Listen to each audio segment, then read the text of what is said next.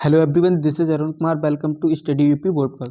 तो जो हमारी साइंस की सीरीज चल रही थी 20 एमसीक्यू की, उसी का ये सेट 6 है। इससे पहले हम सेट 5 सॉल्व कर चुके हैं और ये सीरीज मैंने आप लोगों को बताया था 2025 के लिए काफ़ी महत्वपूर्ण होने वाली है। जो 20 एमसीक्यू आने वाले हैं वो इसी सीरीज के अंदर आपको सभी के सभी मिल जाएंगे।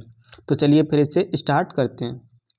तो हमारा जो फर्स्ट क्वेश्चन है वो फर्स्ट क्वेश्चन, निम्न में कौन सा लेंस छोटे अक्षरों को पढ़ने के लिए उपयोग में लाया जाना चाहिए। देखो, मैंने इसकी पहले बात की थी कि इसमें जो हम एमसीक्यू पढ़ते हैं वो सभी कैसे होते हैं, प्रीवियस ईयर आए हुए होते हैं। और प्रीवियस ईयर में आए हुए उनका महत्व क्या होता है कि वो हर साल रिपीटेड होते हैं। तो इस प्रकार अगर इनके प्रैक्टिस आप करते हो तो 2025 में आने वाले एमसीक्यू भी प्रैक्टिस अच्छी हो जाएगी और आप आसानी से 20 के 20 एमसीक्यू कर लेते हो। तो फर्स्ट क्वेश्चन हमारा कह रहा था कि निम्न में कौन सा लेंस छोटे अक्षरों को पढ़ने के लिए उपयोग में लाना चाहिए। तो फर्स्ट ऑप्शन है 10 सेंटीमीटर फोकस दूरी का उत्तल लेंस, 10 सेंटीमीटर फोकस दूरी का अवतल लेंस, 20 सेंटीमीटर फोकस दूरी का उत्तल लेंस और 20 सेंटीमीटर फोकस दूरी का अवतल लेंस। तो इसका करेक्ट आंसर क्या हो जाएगा, 10 सेंटीमीटर फोकस दूरी का उत्तल लेंस, यानी ऑप्शन ए करेक्ट हो जाएगा। जब हम किसी छोटी चीज़ों को पढ़ने के लिए जो लेंस का प्रयोग करते हैं तो उसमें उत्तल लेंस लगाया जाता है, वो भी 10 सेंटीमीटर फोकस दूरी का। नेक्स्ट देखते हैं, तारों के टिमटिमाने का कार्ड क्या है। जो तारे टिमटिमाते हैं उसका कार्ड क्या है, प्रकाश का प्रकीर्णन नहीं। प्रकाश के प्रकीर्णन से क्या होता है, जो 7 रंग निकलते हैं वो होते हैं, लेकिन प्रकाश का परावर्तन क्या होता है, एक माध्यम से दूसरे माध्यम में परिवर्तित हो जाता है। वायुमंडल अपवर्तन, ये इसका करेक्ट आंसर हो जाएगा। जो तारों के टिमटिमाने का कार्ड है वो क्या है, वायुमंडल का अपवर्तन। नेक्स्ट क्वेश्चन देखते हैं। और क्वेश्चन नंबर थर्ड में पूछा गया है कि उत्तल दर्पण द्वारा अनंत पर स्थित वस्तु का प्रतिबिंब होगा कैसा होगा। मतलब ये पूछा गया है कि उत्तल दर्पण द्वारा जो प्रतिबिंब बनेगी, उस प्रतिबिंब का जो प्रतिबिंब बनेगा वो कैसा बनेगा, स्थिति क्या रहेगी, वास्तविक तथा बड़ा, आभासी तथा छोटा, आभासी तथा बड़ा या वास्तविक तथा छोटा। तो इसका करेक्ट आंसर हो जाएगा आभासी तथा छोटा। नेक्स्ट देखते हैं क्वेश्चन नंबर 4। अब पूछा गया है श्वेत प्रकाश को जब प्रिज्म से गुजारने पर सबसे अधिक विचलन कोण का रंग होगा। देखो, श्वेत प्रकाश को जब प्रिज्म से गुजारते हैं तो 7 रंग निकल के आते हैं, जिन्हें बिग्योर के नाम से भी जाना जाता है। बिग्योर में बिग में बैगनी होता है और बिग्योर लास्ट में रहा आता है तो रेड आ जाता है। तो इस प्रकार से हम देखते हैं कि ऑप्शन में हमें क्या दिया है। तो ऑप्शन में हमें दिया गया है पीला, हरा, नारंगी और नीला। तो इस प्रकार ऑप्शन देख करके हम टिक लगाएंगे तो हमारा क्या हो जाएगा, नीला। नीला कैसा है, जो सबसे अधिक विचलन होता है। नेक्स्ट क्वेश्चन देखते हैं, क्वेश्चन नंबर 5 है। कॉलम ए में दी गई मात्रकों को सुमेलन कॉलम बी में दी गई भौतिक राशियों से मिलान कीजिए। सही मिलान करना है, मतलब एक तरफ हमें ये मात्रक दिए गए और एक तरफ भौतिक राशियां दी गई हैं, हमें मैच करना है कि कौन किसके साथ होता है। तो देखो, ओम किसका मात्रक होता है, प्रतिरोध यानी आर का। तो ओम का मैच किससे हो जाएगा, प्रतिरोध से। उसके बाद जो एम्पियर होती है, एम्पियर किसकी होती है, धारा का मात्रक होता है, ये इससे मैच हो जाए। वाट किसका होता है, विद्युत शक्ति का। और वोल्ट किसका होता है, विद्युत विभवांतर का। तो सबसे फर्स्ट बात है कि लास्ट में देखो हमारा फोर्थ किससे मिलता है, फोर्थ से। हालांकि मैथ मैंने पूरे करा दिया, पूरे ऑप्शन एक देखने की जरूरत नहीं है। इस प्रकार से देख सकते हो कि जो हमारा फोर्थ है, फोर्थ से होना, फर्स्ट में भी दिया गया और लास्ट वाले डी में भी दिया गया। लेकिन इससे पहले और हम मैथ करते हैं, जो विद्युत शक्ति का था वो किसका साथ, सेकंड का। तो सेकंड क्या होना चाहिए, थर्ड।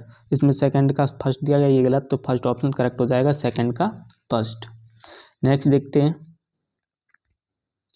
क्वेश्चन नंबर 6 में पूछा गया आर व आर प्रतिरोधों के दो तारों को पहले श्रेणी क्रम में तथा बाद में समांतर क्रम में जोड़ा जाता है। यदि दोनों दिशाओं में कुल प्रतिरोध R1 तथा R2 हो तब R1/R2 कितना होगा। ये पूछा गया R1/R2 कितना होगा। तो देखो, सबसे पहले क्या है, हमें श्रेणी में क्या होता है, R1/R2 करके जोड़ते हैं। जैसे हम R व R2 जोड़ देंगे तो एक R और 2R मिला करके कितनी कर देंगे, ये हमारी 3R हो जाएंगी।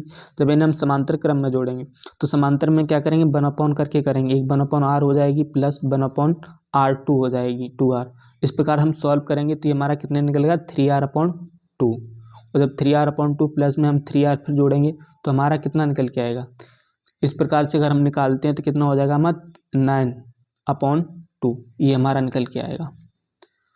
तो ऑप्शन हमारा सी ऑप्शन करेक्ट हो जाएगा। नेक्स्ट देखते हैं, क्वेश्चन नंबर 7 में पूछा गया है चित्र में दर्शाए गए इलेक्ट्रॉन पर चुंबकीय क्षेत्र तथा क्षेत्र की लंबवत प्रवेश करने पर आरोपित बल की दिशा होगी।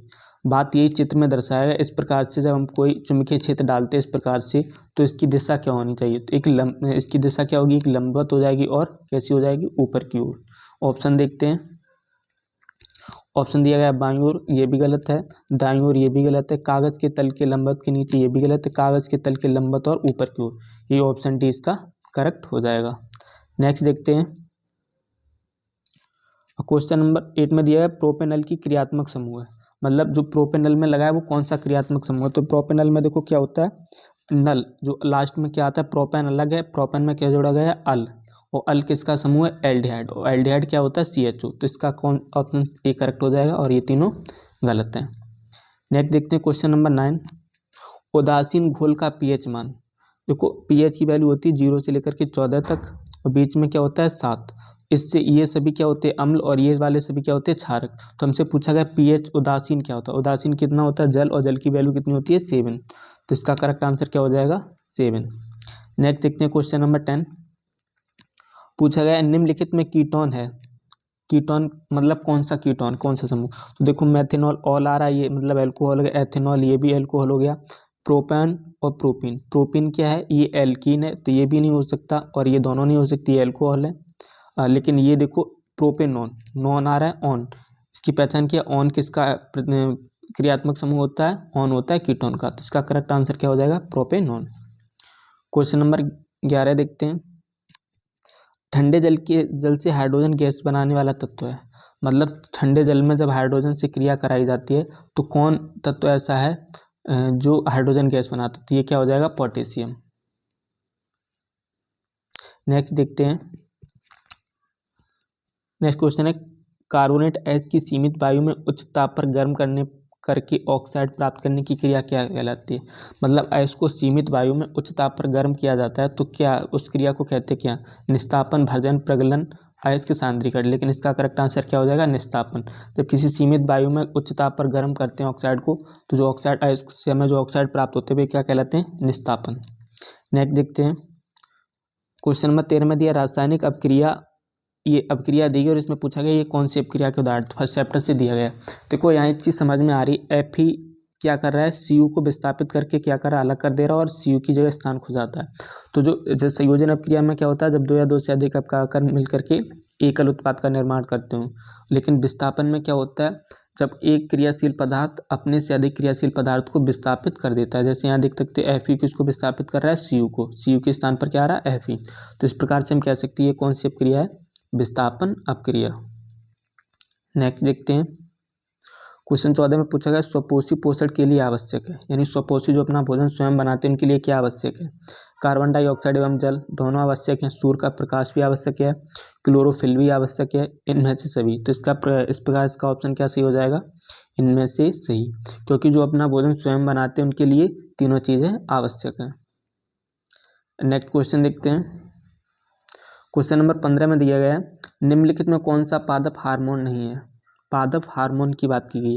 तो ये काफ़ी बार रिपीट क्वेश्चन है, शायद सेकंड या थर्ड बार क्वेश्चन आ रहा है। पूछा स्टोरेन, साइटोकाइनिन, एड्रीनलिन, थायरोक्सिन। तो इसका करेक्ट आंसर क्या है? पादप हार्मोन है। तो कौन है? साइटोकाइनिन कैसा एक पादप हार्मोन है। नेक्स्ट देखते हैं। क्वेश्चन नंबर 16 में पूछा गया है पराग कोष में होते हैं, ये भी रिपीटेड क्वेश्चन है, 2-3 बार आ चुका है। अंडाशय में, गर्भाशय, परागकण या बादल। तो इसका करेक्ट आंसर क्या था? पराग कोष में होते हैं क्या? परागकण। नेक्स्ट देखते हैं क्वेश्चन नंबर 17। पुनरुद्भवन यानी पुनर्जनन द्वारा प्रजनन होता है किसका? ये काफ़ी शायद सेकंड बार रिपीटेड है, एक बार और ये क्वेश्चन आया तो मैंने बताया था पुनर्जनन यानी पुनरुद्भवन किस में होता है? हाइड्रा में होता है। तो इसका करेक्ट ऑप्शन ए ही हो जाएगा। हाइड्रा में क्या होता है? पुनरुद्भवन यानी पुनर्जनन। नेक्स्ट देखते हैं क्वेश्चन नंबर 18। दो तंत्रिका कोशिकाओं के मध्य खाली स्थान को क्या कहते हैं? मतलब दो तंत्रिकाएं होती हैं इनके बीच में जो खाली स्थान रह जाता है उसे क्या कहते हैं? तो इसका फर्स्ट ऑप्शन ही हो जाएगा सिनेप्स। दो कोशिकाओं के बीच के खाली स्थान क्या कहलाता है? सिनेप्स। क्वेश्चन नंबर 19 देखते हैं निम्नलिखित में एक कौन सा पारितंत्रिक उत्पादन का उदाहरण है? यानी जो परतंत्र होता है उसमें उसका क्या उदाहरण है? तो परतंत्र यानी जो अपने भोजन स्वयं पर निर्भर रहते हैं, तो उसका उदाहरण क्या है? शेर नहीं है, हिरण भी नहीं है, हरे पौधे। हरे पौधे कैसे हैं? जो पारितंत्र का उत्पादक हैं, ये स्वयं भोजन बनाते हैं, तो ये हो जाएगा हरे पौधे। नेक्स्ट देखते हैं क्वेश्चन नंबर लास्ट हमारा है, मेंडल ने अपने प्रयोगों में मटर के पौधे के किन लक्षणों का अध्ययन किया था?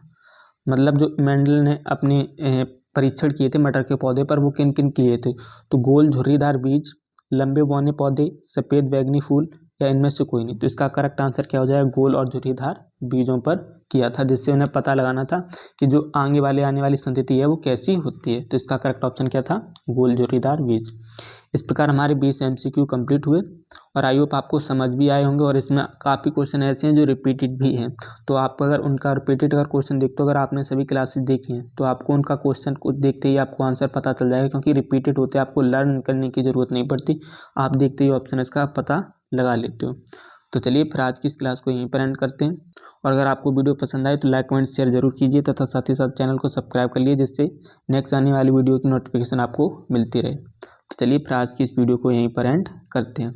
हाँ, अगर आप इन सभी का PDF का लिंक चाहते हो, आप PDF चाहते हो, तो डिस्क्रिप्शन में लिंक मिल जाएगी टेलीग्राम की, वहाँ से जाकर के आप ज्वाइन कर सकते हो और आपको सभी नोट्स मिल जाएंगे।